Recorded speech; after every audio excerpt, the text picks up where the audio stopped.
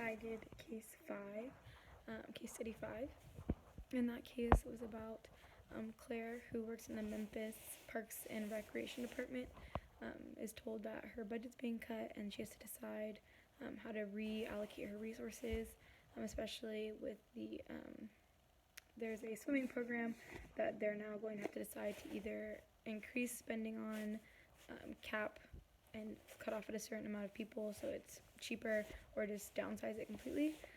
And the case kind of just goes over like the pros and cons of each. She has a not a board, but a team of like senior staff, and it's kind of like their views and what they're picking to do, and like their recommendations. And she kind of has to decide based on her conversation and meeting with them, and tell the mayor in like 3 weeks what her final answer is. And I think the key concepts of this are kind of just like real world decisions about, like, it's a sporting program, and kind of how like money, rules everything. So kind of just how like we can't just create these programs for free or just do all these great things. Like, everything costs money. So it's kind of take a peek into the real world of how to run something like this and look at the pros and cons. And obviously, like, in the perfect world, we'd have all these great things.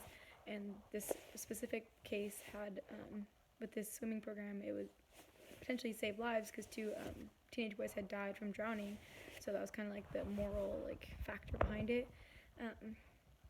But I think that was big takeaway for me, was like, well, yeah, like obviously we have to pay for things, but it was just kind of reading it and seeing an actual case where put that into perspective was really interesting.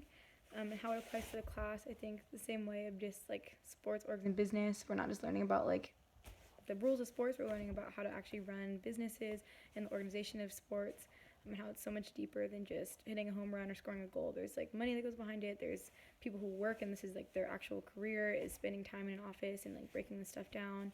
And it was really interesting, and I'm glad I read the case. Thank you.